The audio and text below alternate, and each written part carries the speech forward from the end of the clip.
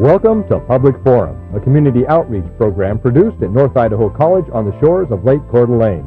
Featuring guests from around the globe addressing a wide variety of subjects, Public Forum serves to educate and enlighten. Please join host and moderator, political scientist Tony Stewart, in welcoming today's guest. During our 36 years of doing the North Idaho College Public Forum, one of our most popular themes has been travelogues around the world. Many of you travel and you like to have us interview guests and also to show digital pictures or photos so that you feel like that might be somewhere where you want to go. Both this week and next week we're going to travel to Costa Rica with two of our friends who have been there recently, and we're very pleased to bring you this subject. I welcome to the program, first of all, Norm Gissel and his spouse, Deanna Gissel. I've known them for many, many years, and you may have known them in the capacity, too, of their work in human rights.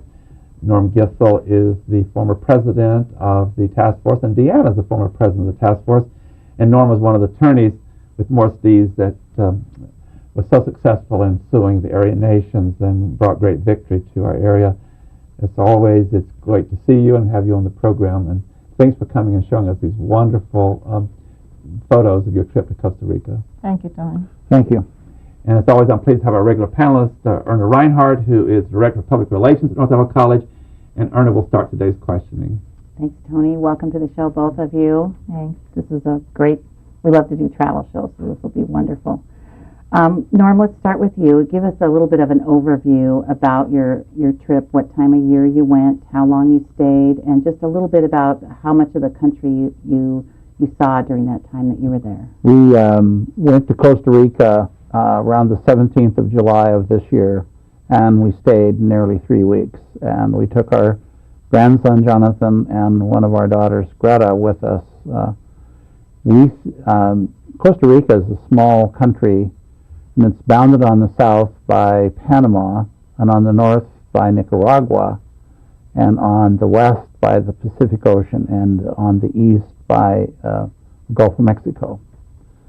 And down the middle of it is a stream of volcanoes, one of which is extremely active, and that's the Ariano volcano. And we stayed primarily in the northwest quarter of Costa Rica, in a province or a state called Costa. Excellent. And Deanna, how did you spend most of your time? How did you divvy up that time that you were there? Did you do a little bit of everything, or how did you spend your time? We went a lot sightseeing. We went to a lot of ocean areas where they have different beaches, and the beaches are absolutely fantastic. They have Playa Negra, Playa Conchal, Playa Grande, and they're all just absolutely gorgeous. And the shells and meeting people there and talking to some of the people about their culture. Some people answer, "Oh, we're doing fine." But most of the people just, you talk to them and they're very, very friendly. We met quite a few people around and that were at the hotel that had been there before, and they loved it. And I spent my time taking pictures left and right, as you can see. Now, I assume that you took an airplane there. Once you got there, how did you get around once you were there? We rented a car, which is a four-wheel, and we drove. We landed in Liberia, where they speak it. It's Liberia. And from there, we went to, what was the name of it? Tamarindo. Tamarindo. Yeah. That's where we first landed. And being in Tamarindo, we sat down and looked at the maps, and we decided what we're going to do. And we just did it. Just one after the other. I've talked to a number of people who've been to Costa Rica, and it's one of the more popular countries to go to. I also have a friend who was on the Audubon Society, and they used to meet in Costa Rica.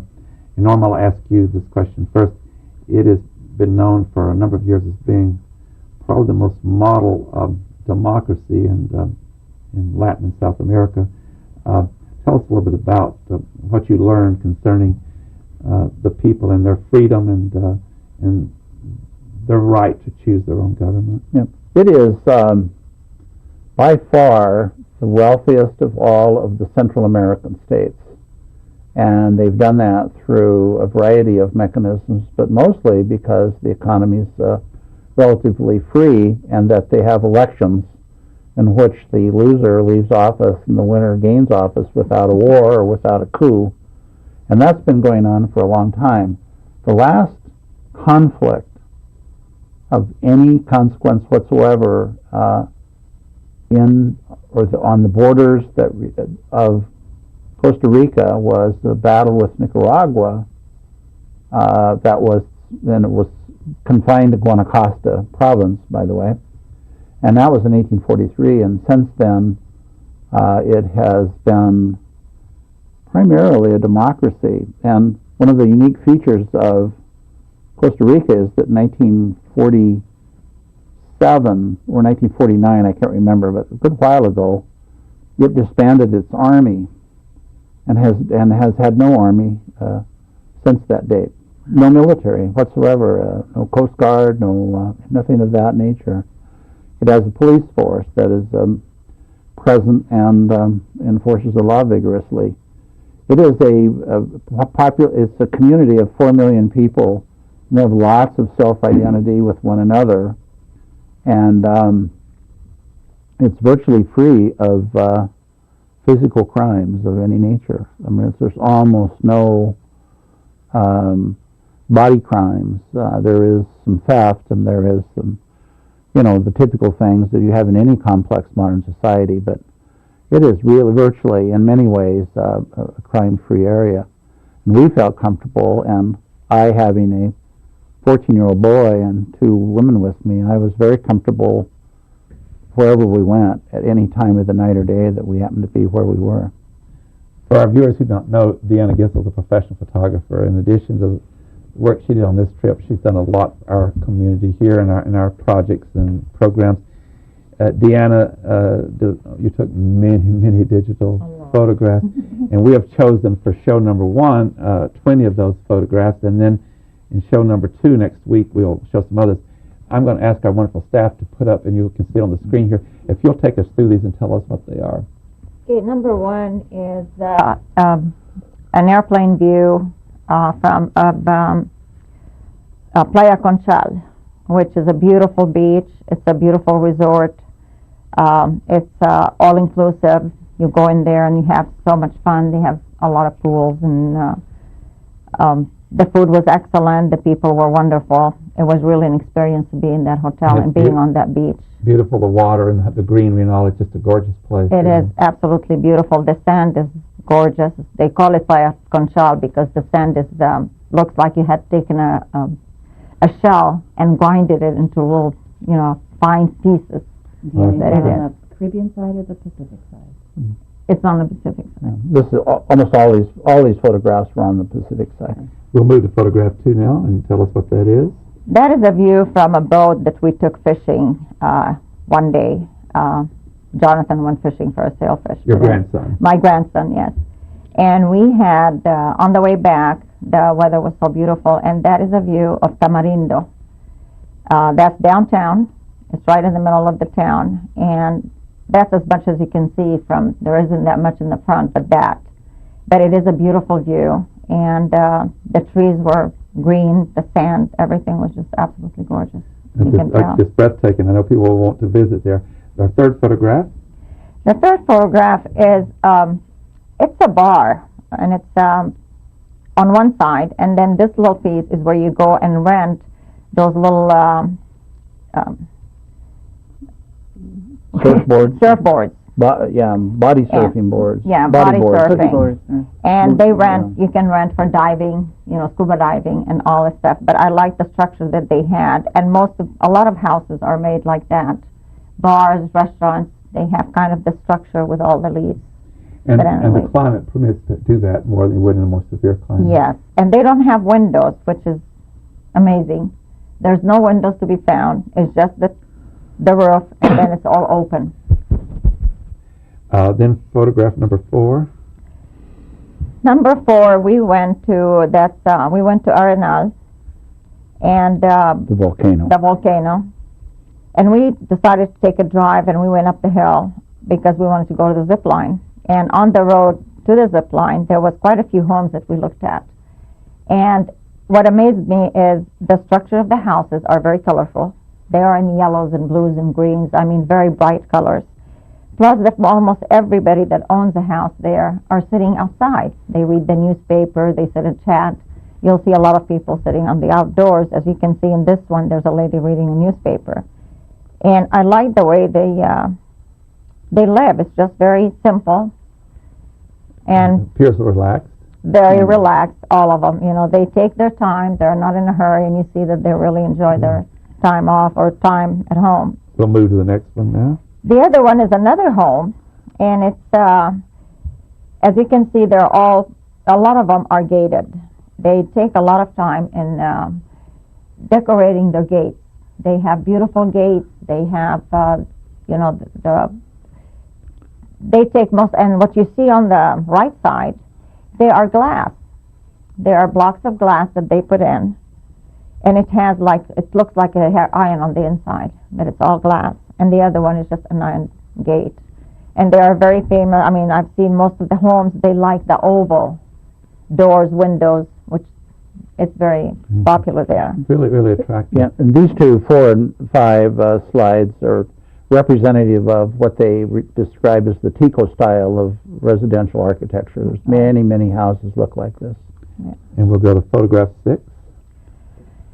Photograph 6 is, it amazed me when I was there that we were sitting in the restaurant of the hotel in Tamarindo, and you look up into the ceiling, and this is what the structure on top of that, like you see number 3, and you look on the inside, and that's how they are. And they are just wood, beams of wood that go up, and then they are just like they look so steep, and it's very, very high.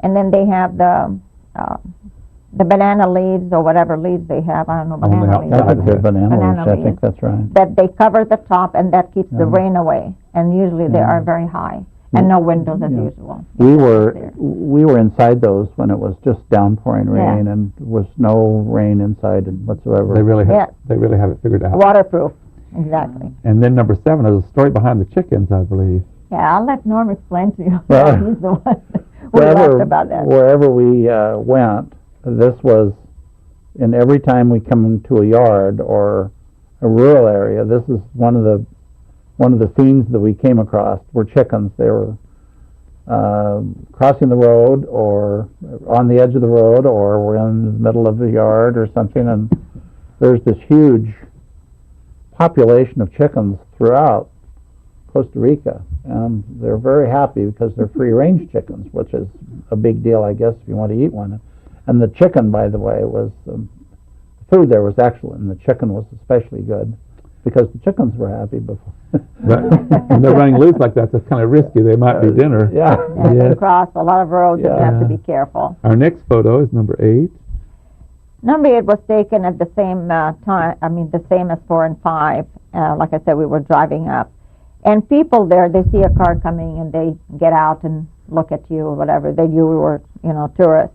And the little girl was inside the house, and I took a picture of the house first, and she came running with her umbrella because it was raining at that time. And she just stopped and looked at us, and she was so beautiful. And that's a Tico young girl. She looks up like every Tico that we saw. Yeah. Very beautiful. Very representative of the young children. And they were all, the children, were all very beautiful. And they are. Every little town had a school, and it was very nice schools. And we often saw the children going and coming to school, and they all had little uniforms on and their little bag of books, and they uniformly looked like happy children, and we're glad they were attending school. And then we'll go to slide 9. Slide 9, we were driving by, and I'm crazy about dogs. Yeah, you have some great photographs of dogs. Yeah. Every time I see a dog, it seems like I run and take a picture, and hopefully I'll come up with something nice. And this picture is a little bit too dark, you can't see it. But on the door that you see on the inside is a church. It's a Catholic church. It's a Catholic church, and it has, the statues and the benches. And those dogs were just sleeping there. And I looked at it, and I thought it was an excellent picture. I should have done that and fixed it where you can see the church on the inside, which I'm going to do that later. But it is a beautiful church, and the scenery, the way it was just a picture perfect for me.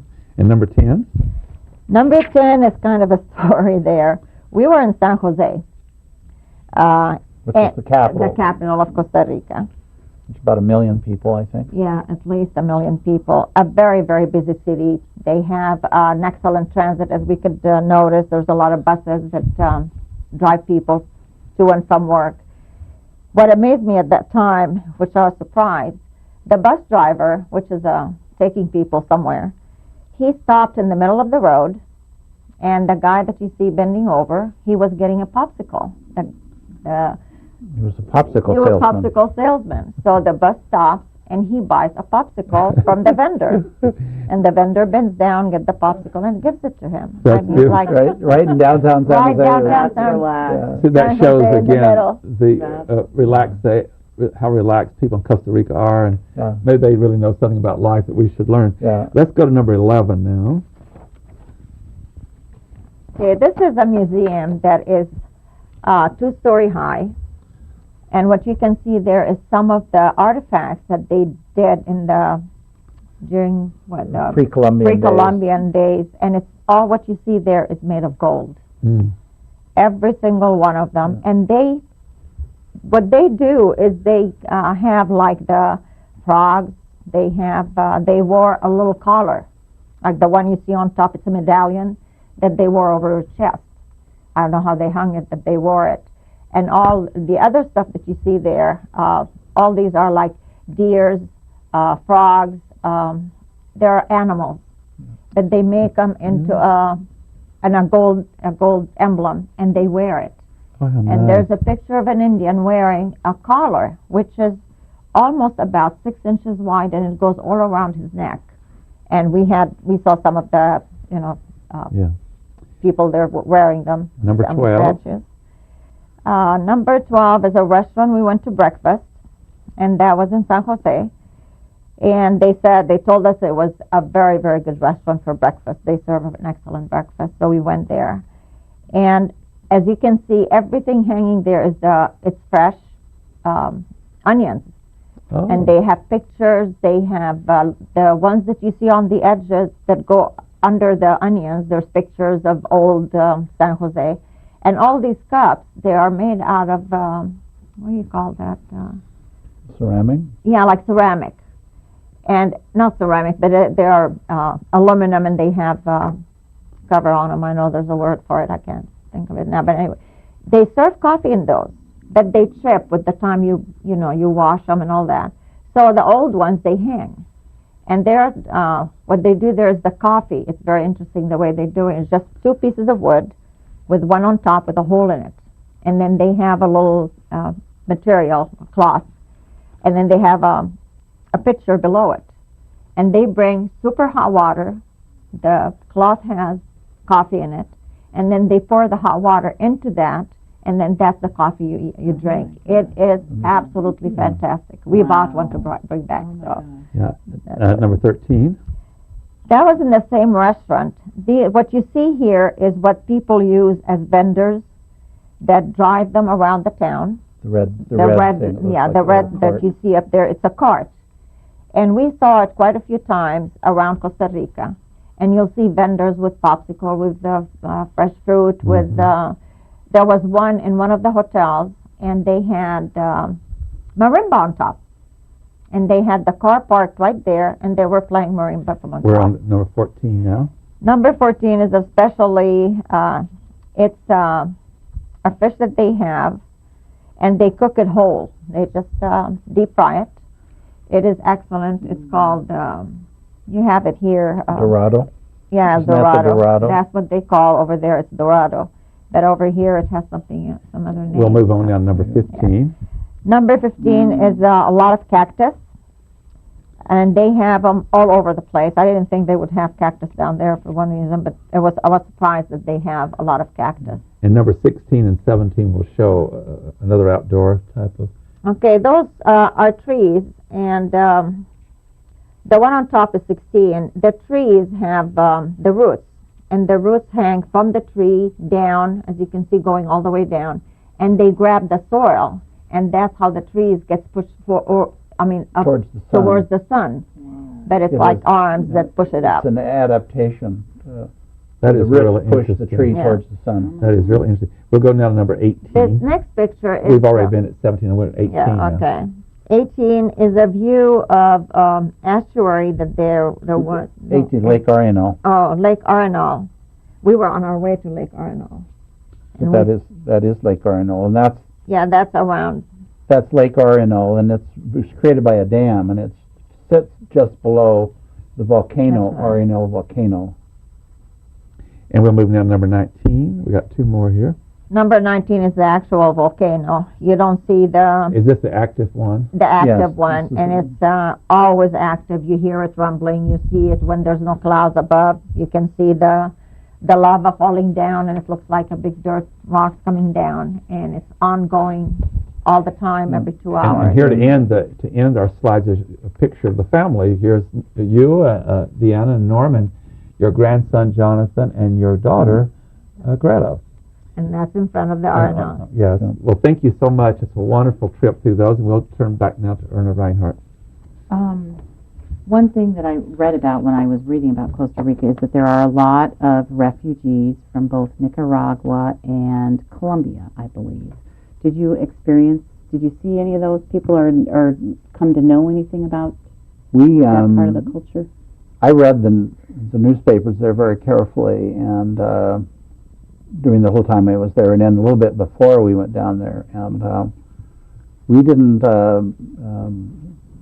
see or experience or even read about refugee problems. I can imagine that there are some, because the living standards are so much higher in Costa Rica than they are elsewhere in Central America.